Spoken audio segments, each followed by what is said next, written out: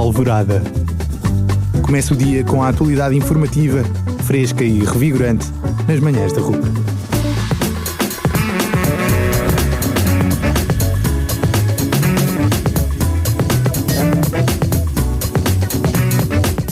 Olá, bom dia, 9 horas 6 minutos, o prometido é devido, está no ar o Alvorada.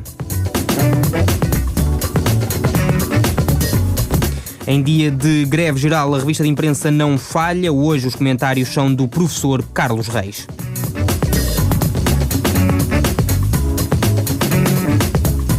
Vamos então, sem perder mais tempo, avançar para a revista de imprensa. Abrimos com os regionais. Diário As Beiras em primeiro lugar. 10 milhões melhoram estradas do distrito de Coimbra. O secretário de Estado das Obras Públicas e o presidente das Estradas de Portugal inauguram as novas instalações do Centro Operacional Norte, Delegação Regional de Coimbra. Destaque fotográfico do Diário As Beiras. A manchete vai para um olhar único e desconhecido do restauro do convento de São Francisco. Percorra neste dossiê os novos espaços do auditório projetados por Camilo Carrilho da Graça, assim é que é. Em chamadas à primeira página, Coimbra, a Universidade integra top do ranking mundial. Figueira da Foz, festas de São Pedro esperam centenas de devotos. E ainda a Judiciária investiga incêndio em casa de voluta. A seguir, avançamos para o Diário de Coimbra. 10 milhões para estradas em Coimbra. A manchete é a mesma. A empresa Estradas de Portugal quer com menos dinheiro conservar mais vias e pontes. Entre 2013 e 2016 prevê aumentar em 5% a extensão da rede viária. Destaque fotográfico para a Praia de Mira, capital mundial da bandeira azul. Chamada à primeira página para Hugo Almeida, tenho orgulho na minha carreira. Ainda chamadas à primeira página para a Universidade com nota máxima em ranking. Letras elegeram José Pedro Paiva e ainda Tábua no caminho certo. Do Diário de Coimbra passamos para o semanário Campeão das Províncias. Juízas de instrução é alvo de queixa da arguida do crime de Montes Claros. A arguida do crime de Montes Claros, a inspetora da Polícia Judiciária Ana Saltão acaba de enviar ao Ministério Público uma queixa-crime contra a titular do Tribunal de Instrução Criminal de Coimbra. Chamadas à primeira página do Campeão para médico acusado de associação criminosa em 3 coarguidos. E são estes os destaques do Campeão das Províncias. Passamos agora para a imprensa nacional. Marina, com o UI, exatamente. Começamos então com o UI. A manchete do UI vai para o Governo, que cobra mais 38% de IRS a cada trabalhador. A receita fiscal subiu mais 1.000 milhões, apesar de o país ter mais de 230 mil desempregados. Ainda referência para seguradoras que acedem a dados clínicos dos hospitais para evitar indemnizações. Nas laterais, Passos Coelho bate recorde. Governo enfrenta hoje a 4ª greve geral. Ainda novo Código de Processo Civil combate atrasos. E, por último, destaque para Michel Brito, que elimina a número 3 do ténis do mundo. Obrigado, Marina. Avançamos para o Diário de Notícias. Funcionários públicos vão exigir exceções dadas a professores. Enfermeiros, polícias e quadros técnicos querem ter a mesma requalificação e horário conquistados pelos docentes. Bruxelas aceita trocar TSU dos reformados por novas medidas. Passos Coelho diz que não há margem para baixar impostos e PS apresenta propostas para a economia. Em grande destaque, Michel de Brito afasta Sharapova, os segredos da portuguesa que espantou o Wimbledon. Aqui em grande destaque no Diário de Notícias. Não podia faltar depois, claro, destaque também para a greve geral, as razões de quem adere ao protesto e quem opta por ir trabalhar. Os secretários de UGT e CGTP na primeira página do Diário de Notícias, Arménio Carlos e Carlos Silva. Marina, avançamos agora para o Público. Passamos agora para o Público, onde o grande destaque é a reforma da política agrícola comum, que vai aumentar as ajudas aos agricultores portugueses. O nivelamento das ajudas alivia perdas previstas para o setor do leite e do tomate para a indústria. Passamos então ao destaque fotográfico do Público. Mais uma vez a greve geral em destaque nesta edição. Desta vez até os patrões compreendem o protesto. Passamos então para as chamadas à primeira página. MEC cria dúvida sobre quem pode fazer o exame de português. Diretores de escolas criticam despachos do Ministério sobre repetição da prova do 12º. Ainda doentes com cancro operados fora dos prazos legais. Mais de 1/5 dos doentes oncológicos foi operado acima do tempo máximo, diz relatório. Também não é esquecida a vitória de Michel Brito sobre a tenista Sharapova. Correio da Manhã, agora na revista de imprensa do Alvorada. Punho cerrado e ar de felicidade. Falamos-lhe de Michel de Brito faz história. Triunfo rende 74 mil euros à portuguesa, mas o mais importante é que é a maior vitória de sempre do ténis português. Elimina Sharapova em Wimbledon, diz-nos o Correio da Manhã, que traz ainda como manchete: Gigolô confessa burla a Arthur. Zacarias faz bluff com guarda-redes do Benfica e tentou extorquir 12 mil euros. Ainda chantagista, não tinha imagens de controlo do futebolista. Chamadas à primeira página para a licenciatura do ex-ministro Miguel Relvas. O Ministério Público pede a anulação do curso de Relvas. Ainda na Amadora, jovem esfaqueado à porta de escola. Chamadas à primeira página do Correio da Manhã para a habitual rubrica das vidas de verão. Cristina Ferreira paga 700 euros por noite em hotel. Férias de luxo em ilha grega. Marina, continuamos com a revista de imprensa. Continuamos desta vez agora com o Jornal de Notícias. Na manchete, seguro quer dívidas do Estado às empresas pagas pela Caixa Geral de Depósitos. Em dia de greve geral, socialistas apresentam na Assembleia da República pacote pelo emprego. Nas laterais, a tese revela que 4 a 8% de violações entre os universitários. A FENPROF queixa-se na Procuradoria-Geral da República de exames vigiados por pais. E, por último, doentes com cancro estão a esperar mais tempo por cirurgia. Ainda destaque fotográfico para Paulo Fonseca, ao comando do Futebol Clube do Porto, após 4 dias de férias. Muito obrigado, Marina. Também aqui na revista de imprensa. Já voltamos para os comentários habituais, hoje com o professor Carlos Reis.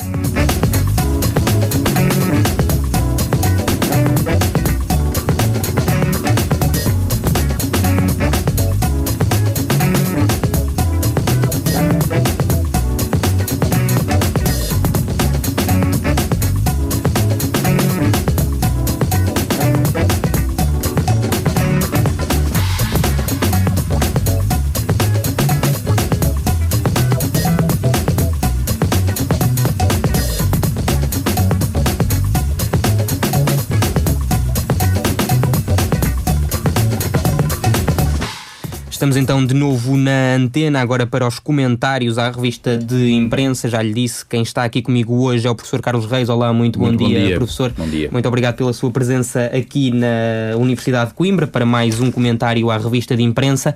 E começamos com uma boa notícia. O C, ranking internacional, eleva a classificação da nossa universidade. Como é que interpretamos esta notícia? Bom, é uma boa notícia, o que mostra que as notícias não têm que ser más para existirem. É uma boa notícia que reconhece, no fundo, que a Universidade de Coimbra tem um conjunto de valências que fazem dela realmente uma instituição capaz de se afirmar, sobretudo no plano internacional. Eu estive a ler, embora rapidamente, a notícia, e essa classificação junta vários aspectos: internacionalização, instalações, investigação, ensino, ambiente, etc. No fundo, aquilo que é necessário para se fazer uma universidade a sério. Eu não seria talvez tão otimista nem tão eufórico como quem nos deu essa classificação em certos aspectos, mas pronto, não vou obviamente eu contrariá-la. Mas agora quais são os aspectos com os quais ficam assim um bocadinho? Há um aspecto, particularmente na minha vivência cotidiana como professor da Faculdade de Letras, que diz respeito sobretudo às instalações. Desse ponto de vista, eu acho que a Universidade de Coimbra ainda tem alguma coisa a fazer, particularmente, repito, não conheço bem o que se passa noutras faculdades, mas na minha faculdade esse aspecto é o aspecto que realmente tem que ser salvaguardado, mas talvez isso venha a propósito também da eleição do novo diretor da faculdade.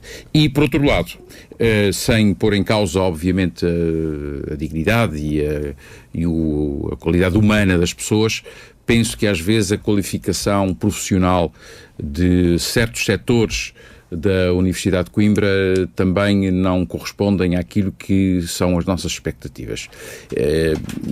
Para lhe dar também um outro exemplo em matéria de instalações, é sabido que, por exemplo, a Biblioteca Geral, que é aliás dirigida por um prezado amigo e colega meu, o professor Cardoso Bernardes, e que tem feito um trabalho de facto muito importante de valorização, agora que a Biblioteca Geral está a cumprir 500 anos, mas toda a gente sabe que a Biblioteca Geral enfrenta um problema gravíssimo de espaço para crescimento, porque a Biblioteca Geral é uma das bibliotecas em Portugal que recebem depósito legal. Isto significa um aumento constante das espécies que chega, diário, exatamente. Eu não sei agora quais são os números, mas quando eu fui diretor da Biblioteca Nacional, em Portugal publicavam-se 11 mil livros por ano, e portanto isto significa muito espaço disponível que é necessário ter. Esclarecer que todos os livros o depósito legal significa que todos os livros publicados em Portugal têm uma cópia na Biblioteca Geral. Livros, jornais, revistas, tudo aquilo que é impresso e que tem valor em termos de memória cultural. Mas os livros e os jornais, de facto, são aquilo que ocupa mais espaço. E, portanto, isto para dizer que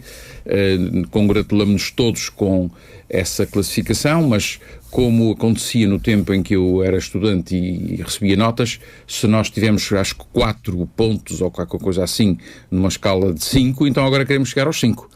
Temos que lá chegar, não é? Exatamente. Mas tudo temas pertinentes. Parece que o seu comentário foi precisamente feito a pensar já no comentário seguinte, que será à Faculdade de Letras que elegeu José Pedro Paiva. E digo isto porque falou nas estruturas da FLUC, falou no depósito legal, que em certa medida também está relacionado com o professor José Pedro Paiva, uma vez que ele é diretor do arquivo da Universidade de Coimbra. Como é que vê esta eleição, esta nova cara que vem ocupar o cargo deixado vago por Carlos André? Ora bem, primeiro ponto, que é uma declaração de interesse que faz sempre sentido nestas circunstâncias. Eu fui apoiante do professor José Pedro Paiva, no sentido em que fui mandatário da lista à Assembleia da Faculdade que o elegeu.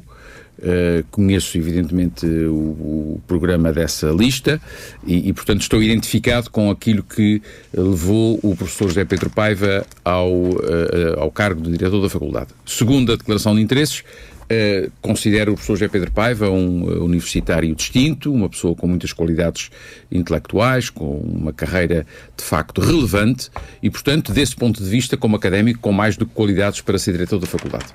Agora, dito isto, ele tem pela frente, e eu julgo que ele está consciente disso, um desafio muito importante. E vamos... ele próprio disse que enfrenta problemas, é preciso resolver problemas que a FLUC enfrenta, nomeadamente a nível financeiro. Muito bem. Mas, Diogo, antes gostava de dizer alguma coisa para enquadrar o que vem a seguir. A Universidade de Coimbra precisa, qualquer grande universidade, e mais esta que parece que está tão bem classificada em certos rankings, precisa de uma faculdade de letras forte. Uma universidade não se faz só com as engenharias, com as medicinas, com as farmácias, etc. Uma universidade precisa de uma faculdade de letras que pense e ensine e investigue a nossa memória, a nossa identidade, a nossa condição humana, a nossa língua, a nossa história, tudo isso que dá sentido humano, e às vezes esquecemos-nos disso, ao ato de ser enfermeiro, de ser médico, de ser jornalista, de ser engenheiro, de ser arquiteto. E, portanto, para além da questão da tradição, que é uma questão que eu valorizo menos, esta valência humana ou de novas humanidades, que é uma coisa em que se fala hoje muito. Você é estudante de jornalismo. No jornalismo existem várias áreas de reflexão, que tem a ver, por exemplo, com a televisão, com a rádio, com a internet, com a comunicação social em geral, que tem muito que ver com uma nova forma hoje de fazer e de pensar as humanidades. E, portanto, a Universidade de Coimbra precisa de uma faculdade de letras forte. Primeiro ponto. Segundo ponto, ela tem que resolver disfunções e assimetrias internas. A Universidade de Coimbra tem, nesta altura, uma oferta pedagógica absolutamente desmesurada.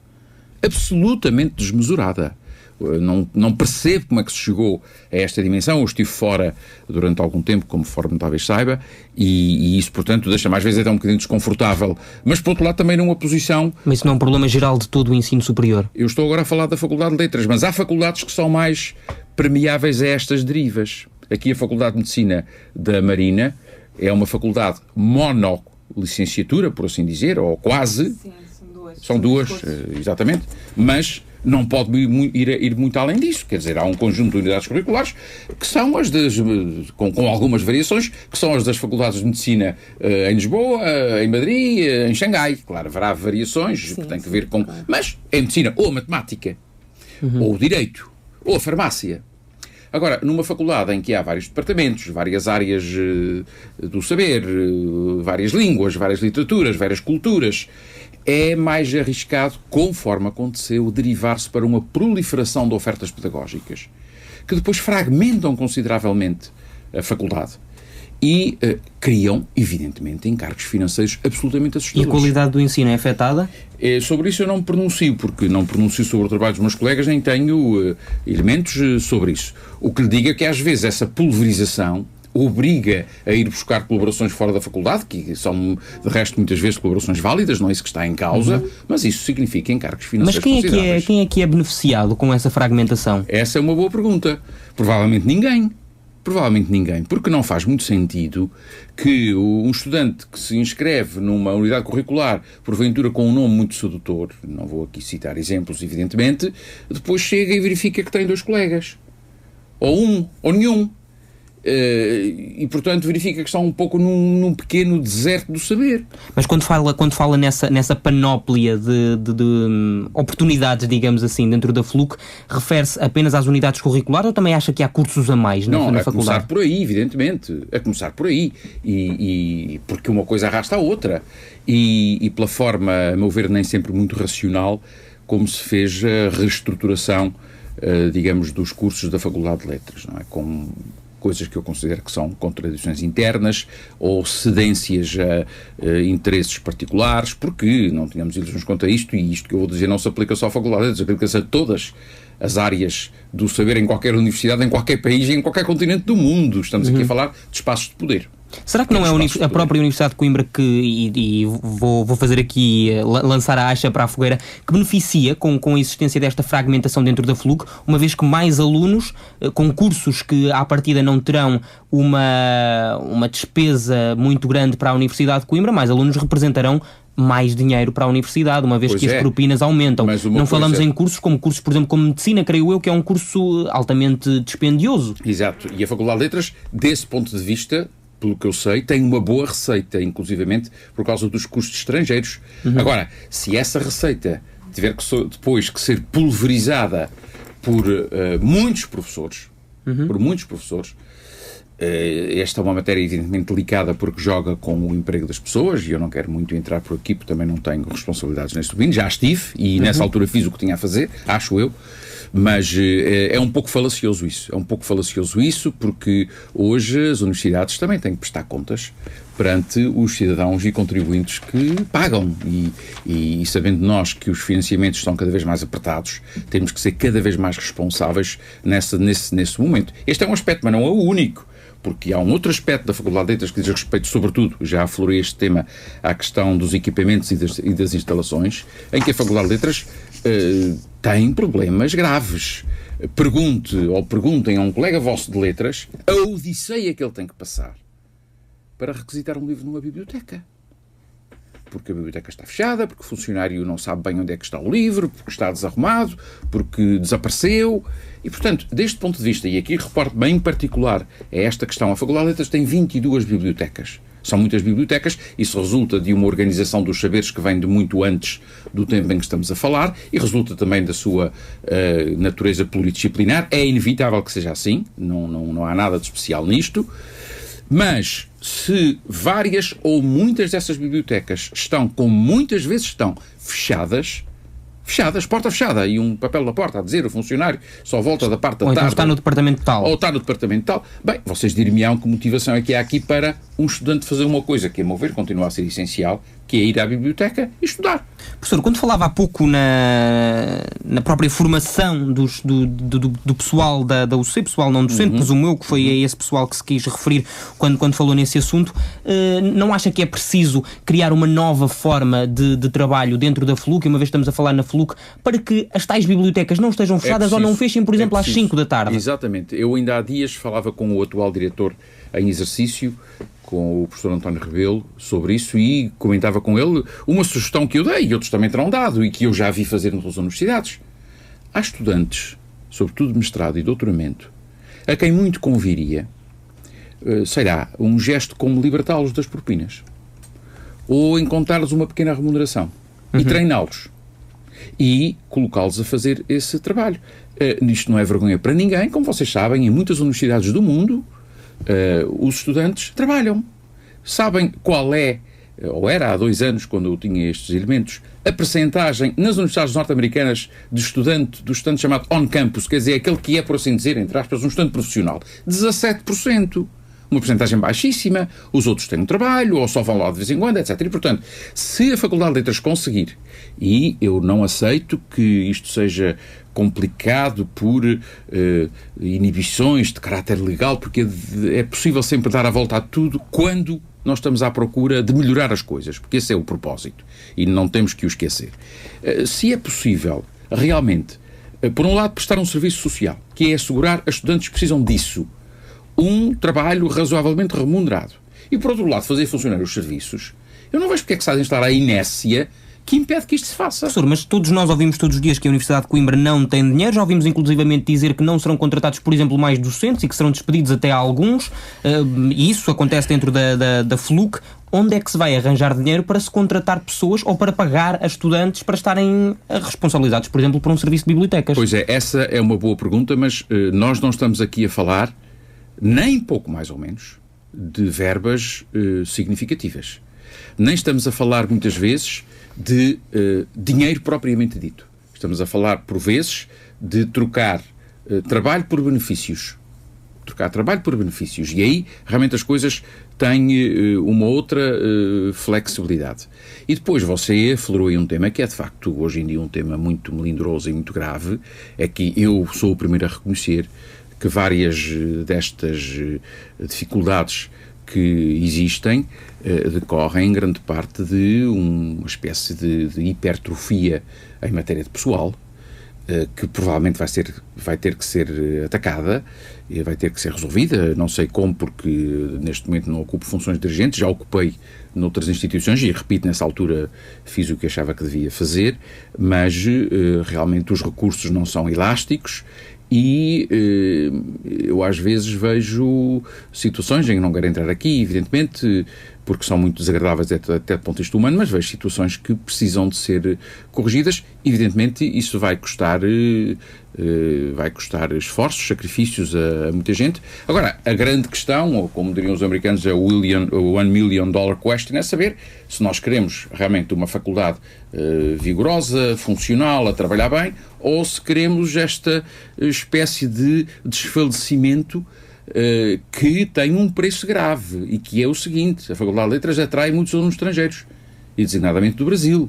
E é preciso que ela crie condições para que isso aconteça. Tenho mais duas perguntas para lhe fazer ainda dentro deste tema, sendo que a segunda já vai aflorar um pouco o segundo tema que temos aqui para comentar, o terceiro, aliás, que já será um tema de índole nacional, que é no apoio que deu ao professor José Pedro Paiva, se lhe fez chegar estas questões e qual é que foi a abertura dele para estas questões? Não, a ele não lhe fiz chegar essas questões, mas há algum tempo, e isso está no arquivo da faculdade, escrevi ao anterior diretor uma longa carta a colocar-lhe estas questões, designadamente a das bibliotecas, particularmente a das bibliotecas. O diretor da faculdade, por razões que são as dele, estava de saída.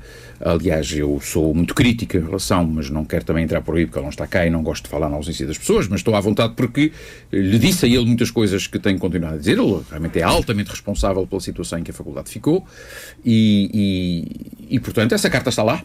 Ainda há dias publiquei um artigo no jornal As Beiras em que voltei a este assunto e, portanto, o meu pensamento nesta matéria é conhecido. Não o oculto, nem o digo, digamos, apenas nos corredores. Mas o professor Carlos André foi incompetente na sua gestão da Faculdade de Letras? Não entro por aí. Sinceramente, não entro por aí, até porque eu não estava cá, eu vi apenas os resultados.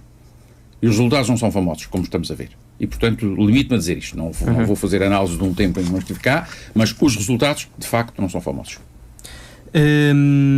A questão seguinte falava há pouco dos funcionários da FLUC e volto a pegar nessa questão. Os funcionários querem receber a formação de que precisam? Alguns quererão, outros se calhar dramaticamente já não estão em idade para isso, outros ainda talvez tenham sido promovidos artificialmente acima do que é a sua formação de base.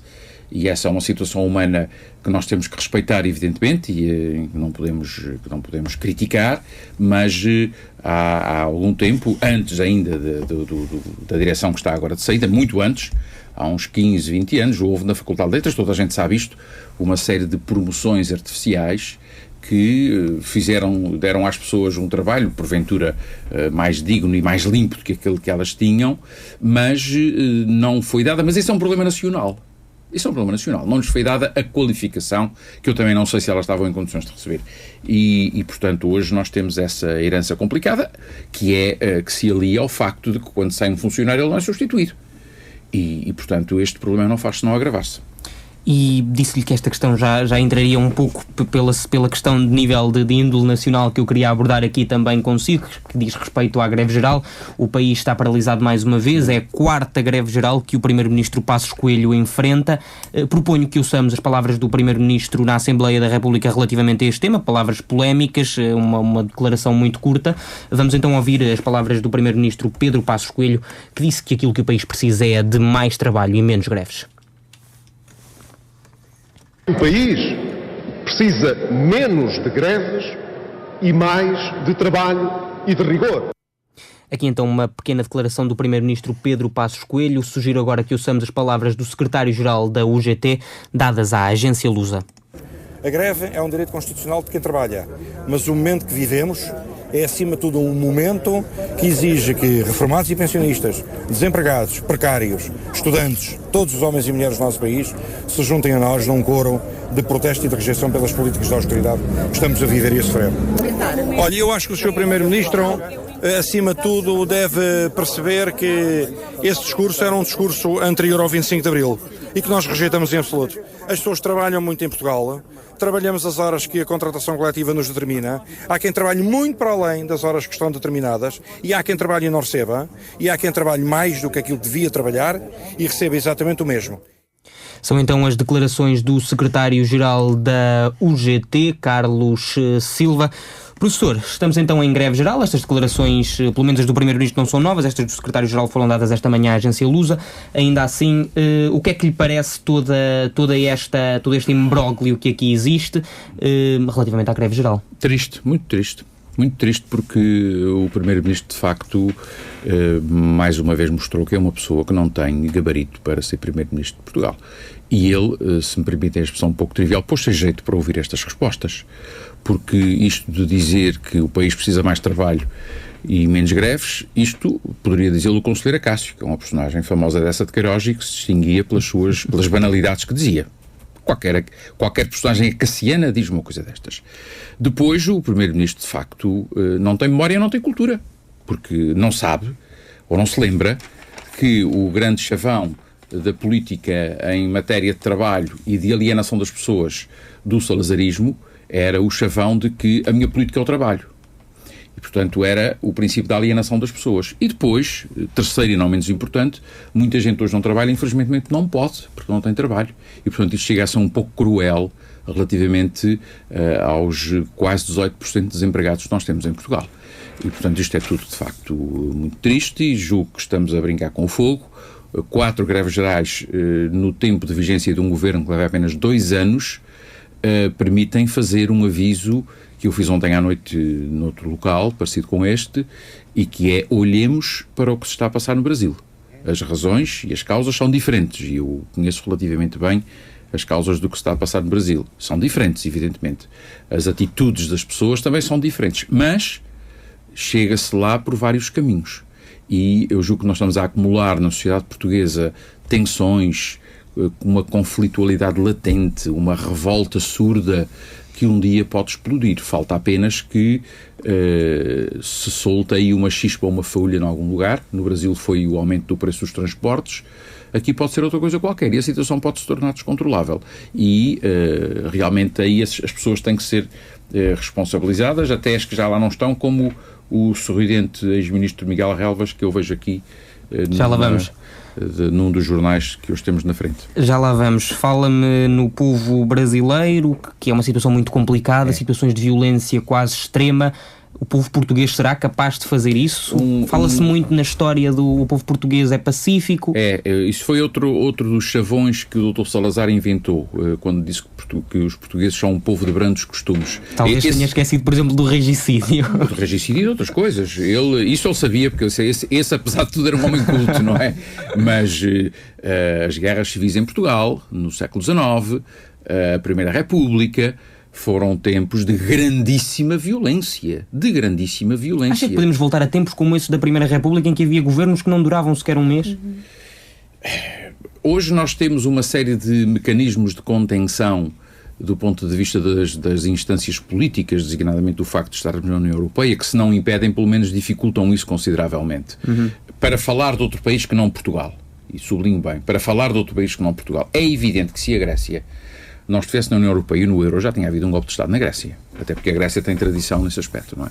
E portanto, agora, há uma situação que quase atinge isso que diz, e em Portugal nós já tivemos, de facto, muitos governos, não tantos como na Primeira República, e eu não sei, contando bem às tantas, o tempo que levamos depois de 74, que são 39 anos, quase 40 anos, já tivemos talvez uma vintena de governos constitucionais, ou 19, ou coisa assim, fora os governos provisórios, não é? Portanto, tivemos muitos mais governos, se nós fizermos as contas, aos provisórios e aos constitucionais, estamos a falar de mais de um governo em cada 2 anos, o que de facto é muito pouco, não é?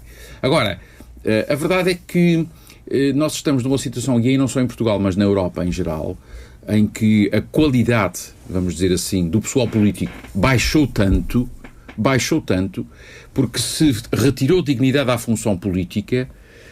E aqui há um tema demagógico que vem sempre ao de cima e do qual eu discordo, que é a questão das remunerações dos políticos. Tem-se feito muito populismo e muita demagogia em relação a isso, e hoje eu posso dizer, por muito que isto choque as pessoas, que os políticos em Portugal são mal pagos. Eu estou à vontade que não sou político. O que significa que só quer ser político quem tem uma ambiçãozinha barata do pequenino poder e da corrupção pós-poder, que essa é outra questão, e isto retirou da cena política pessoas com qualidade técnica, com qualidade científica, com qualidade cultural, e deixou a gestão da vida política realmente a pessoas sem grande qualificação. O cenário, deste ponto de vista, do nosso Parlamento, do ponto de vista da qualificação das pessoas, da sua experiência, da sua maturidade, da sua visão da história, da sua visão do mundo, o cenário do nosso Parlamento, à parte de algumas exceções, é absolutamente deprimente. Absolutamente deprimente. Mas realmente chegamos a isto um pouco também pela via do populismo e da demagogia.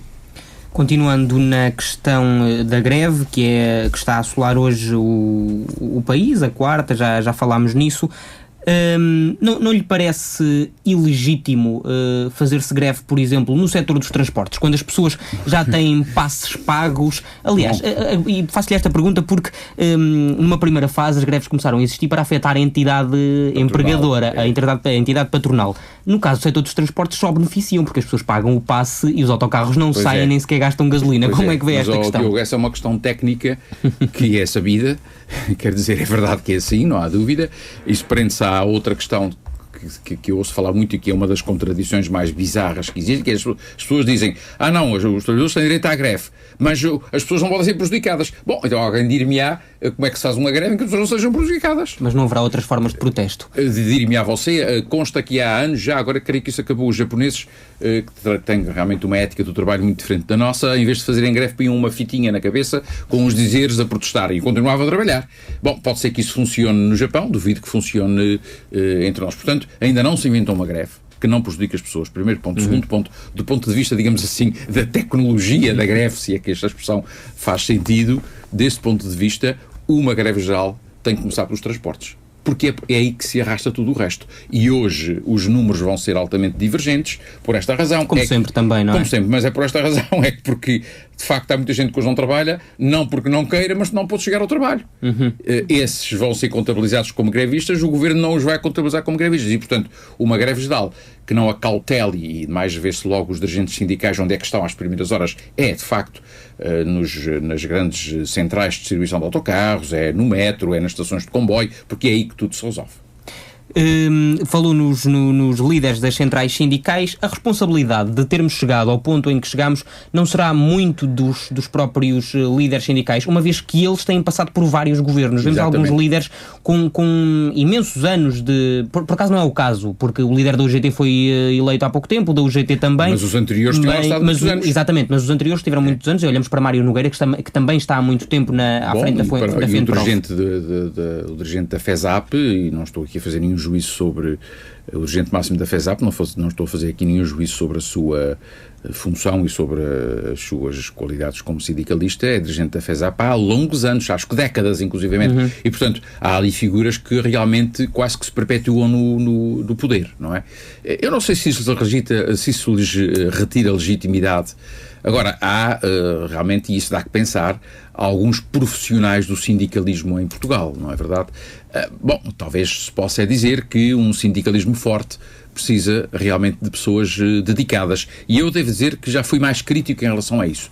Porque hoje reconheço que sem um sindicalismo forte nós estaríamos numa situação talvez muito pior do que aquela em que estamos, e basta ver este propósito, que quando se fez agora recentemente a greve dos professores que afetou os exames nacionais, e não comento isso agora evidentemente, a primeira reação primária, devo dizer, primária no pior sentido do termo, do Primeiro-Ministro foi dizer no Parlamento que se calhar era preciso rever a lei da greve. Quer dizer, você está a jogar um jogo de futebol e a meio do jogo não consegue evitar o fora de jogo. E diz assim, bom, então acabamos com a regra do fora de jogo. Bom, assim que é fácil. Disse que não ia falar dos exames, mas eu quero que fale só para me dizer uma pequena coisa, que é os exames do secundário, creio, secundário ou básico, não tenho agora a certeza, foram adiados de hoje para ontem. Foram, aliás, antecipados de hoje para ontem. Isto não é um boicote à greve? Não, isso eu não considero que seja, sinceramente. Não considero que seja porque, como o Ministro da Educação explicou, essa antecipação não teve que ver com a greve dos professores propriamente ditos, mas sim com o facto de saber que hoje ia haver consideráveis perturbações nos transportes, no trânsito, no pessoal auxiliar, etc. E, portanto, julgo que os próprios sindicatos dos professores não levantaram grandes questões em relação a isso. Outra notícia que vem hoje na imprensa é a notícia do ex-ministro Miguel Relvas, cenário da degradação política, como diria há pouco. Exatamente.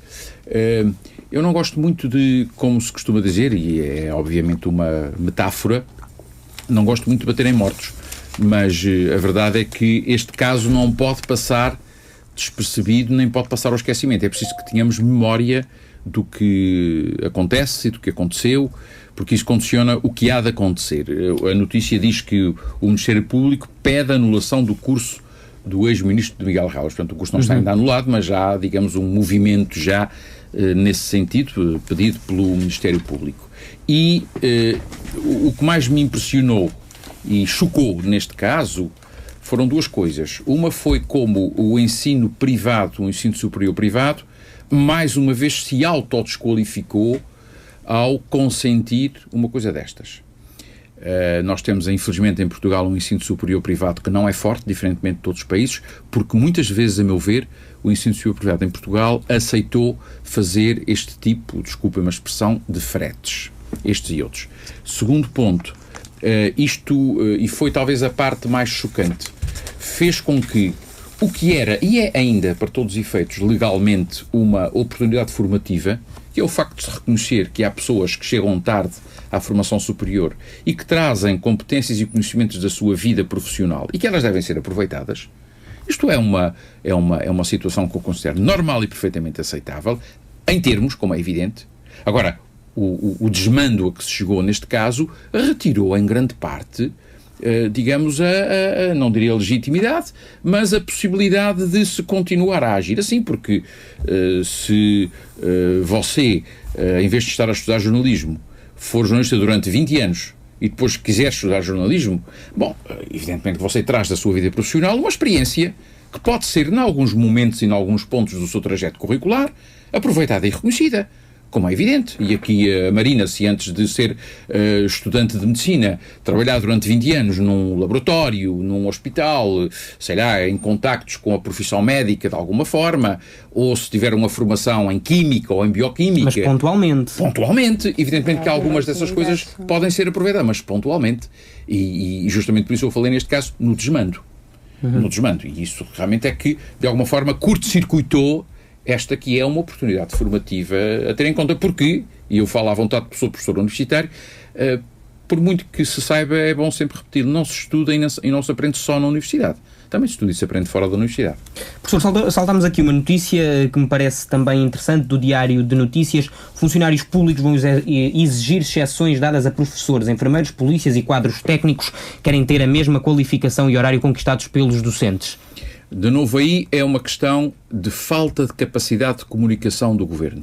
Eu tenho apreço pessoal até porque o conheço, pelo ministro Nuno Crato, mas acho que ele aí, como acontece em geral com o atual governo, não teve capacidade para explicar as coisas básicas, ou só o fez tarde demais, quando, digamos assim, o jogo já estava muito adiantado. E, no caso, é explicar com alguma razoabilidade que a profissão e a função de professor têm peculiaridades que as outras não têm. O problema da deslocação do local físico em que a pessoa mora relativamente ao seu trabalho é um problema que os professores têm há décadas. Há décadas, toda a gente sabe isso. O professor que mora em Coimbra e dá aulas em Pombal, o professor que mora em Pombal e dá aulas em Leiria, o professor que mora em Leiria e dá aulas na Figueira. Isso, milhares de professores em Portugal têm tido esse problema. Portanto, isso já existe. E esses são casos não muito problemáticos, os que referiu, porque são relativamente próximos, há pior, não é? Depois há de facto o caso das horas de trabalho. 40 horas, mas há muito tempo que os professores trabalham 40 horas de trabalho e mais. E, portanto, não se distinguiu desde o princípio, nem se sublinhou o conjunto de singularidades que a profissão docente tem, para que agora não haja esta vaga de igualitarismo ou esta espécie de reclamação da equidade que traz consigo, e eu até compreendo isso do ponto de vista humano, outros funcionários públicos que dizem esta coisa básica em português trivial, ou amoral, ou comem todos. Agora, resta saber se há comida para todos. Comer para todos não sabemos se há, mas sabemos que Michel de Brito afastou Sharapova. Grande notícia esta para o desporto português. Grande notícia. Esta moça, digamos que afagou um pouco o nosso ego e ainda bem num cenário mítico, que é o do torneio do Wimbledon, embora ainda não no corte principal, não sei se ela chegará ao corte principal, e isto num desporto que eu não pratico nem nunca pratiquei. Em tempos fui admirador do Björn Borg, que foi um grande tenista sueco, numa altura em que o ténis ainda tinha uma certa componente humana.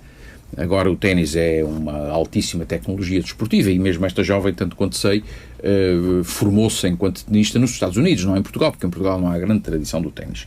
Mas é um acontecimento que de facto merece ser sublinhado, e a Michel Brito não derrotou qualquer pessoa, derrotou a número 3 do ranking mundial. Vamos ver agora até onde é que ela chega, ou se, e desejamos que chegue muito longe. Nós devemos sempre pensar que temos que ganhar a todos e tudo, e não dizer, bom, já fizemos o possível e tal, agora estamos muito contentes, não é? Vamos ver se ela agora vai mais adiante. Muito obrigado, professor, pela sua presença aqui no Alvorada. Também. Muito obrigado. Foi um prazer tê-lo aqui. Ficámos então com os comentários do professor Carlos Reis à revista de imprensa de hoje. Fazemos agora uma pausa com música. Pausa, deixa-me ser. Já voltamos para continuarmos com a edição de hoje do Alvorada. Até já. 9h52, quinta-feira, 27 de junho de 2013. Está no ar o Alvorada e continuará até bem perto das 10 da manhã. Esteve na companhia de Marina Reis e Diogo Pereira durante esta manhã aqui na Rádio Universidade de Coimbra.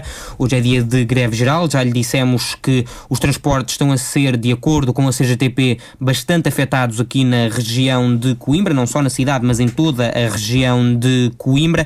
No que diz respeito aos serviços de limpeza, a grande maioria não saiu esta noite para fazer os habituais trabalhos.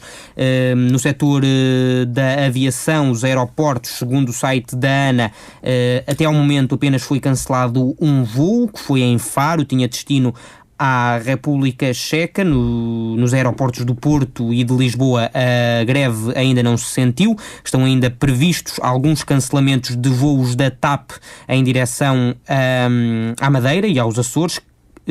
Também então aqui algumas dificuldades nos voos domésticos, digamos assim, da Transportadora Aérea Nacional para as ilhas, mas para já não é o setor mais afetado pela greve geral, que hoje está então a marcar o dia e que, como dizíamos há pouco, é a quarta greve geral que o atual governo enfrenta. O atual governo que, como salientou aqui o professor Carlos Reis, está no poder há 2 anos, comemorados há pouco tempo. Foi então também notícia a existência dessa comemoração dos 2 anos de governo de Pedro Passos Coelho. Proponho agora que demos um salto aos principais sites de notícias portugueses. Tenho já aqui comigo o Público, que traz como grande destaque a greve geral, pois claro, não poderia deixar de ser. Greve geral então no público, transportes parados, acessos entupidos, paralisação total na STCP no Porto, dizem os sindicatos, ao passo que Lisboa está sem metro e com poucos autocarros da Carris. Ligações fluviais no Tejo também praticamente não existem, o carro pessoal é a alternativa que está a congestionar as estradas das grandes cidades. Vemos então aqui um vasto dossiê do público, onde o CGTP reclama forte adesão no setor público. Esta é uma luta pela dignidade de quem vive e trabalha em Portugal. São declarações de Arménio Carlos. Greve ameaça com declaração pouco feliz de Passos Coelho. Aqui uma declaração de um analista do público. Passos Coelho, país precisa de menos greves e de mais trabalhos. Também já ouvimos aqui no Alvorada estas declarações do primeiro-ministro. Temos ainda Carlos Silva da UGT. Greve só será um êxito se os portugueses quiserem. Um arranque de greve sob o calor de junho, tudo destaques do público de hoje.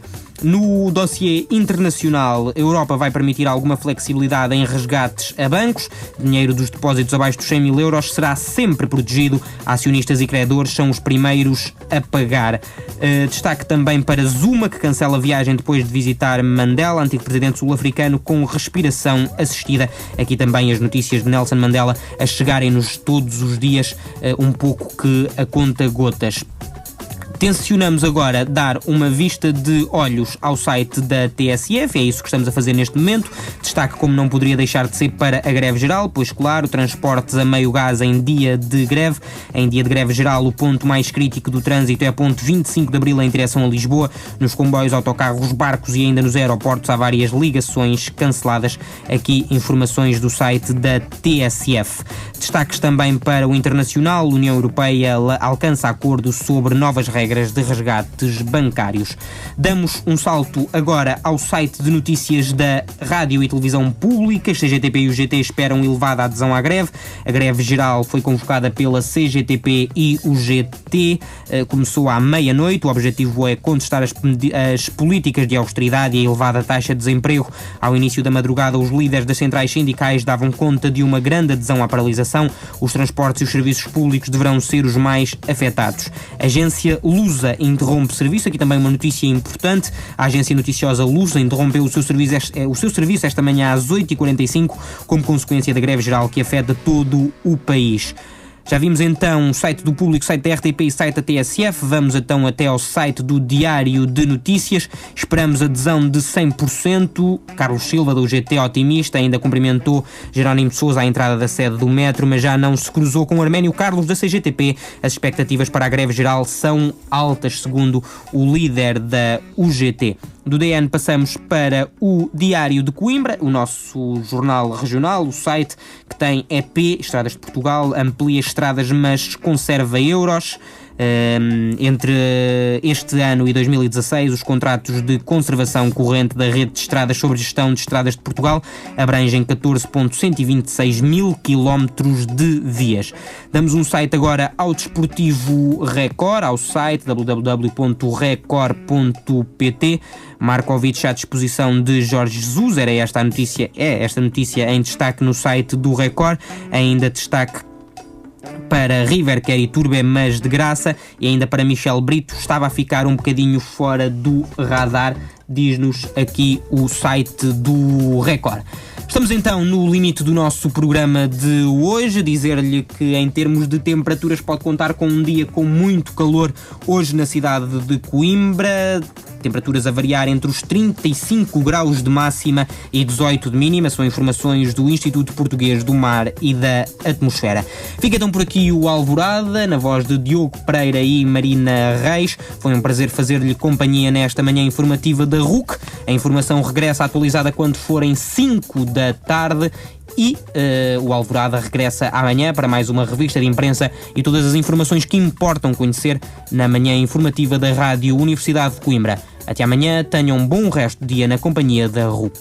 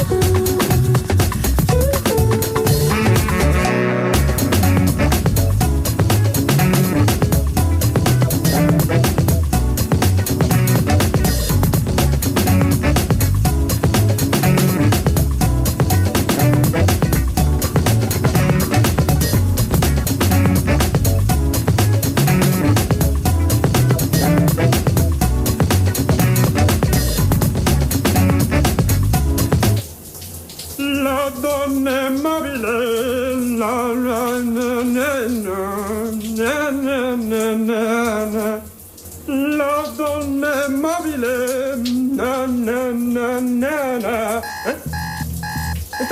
Então, mas acordei antes da hora? RUC. Um passo a RUC. Um passo a RUC. Um passo a RUC.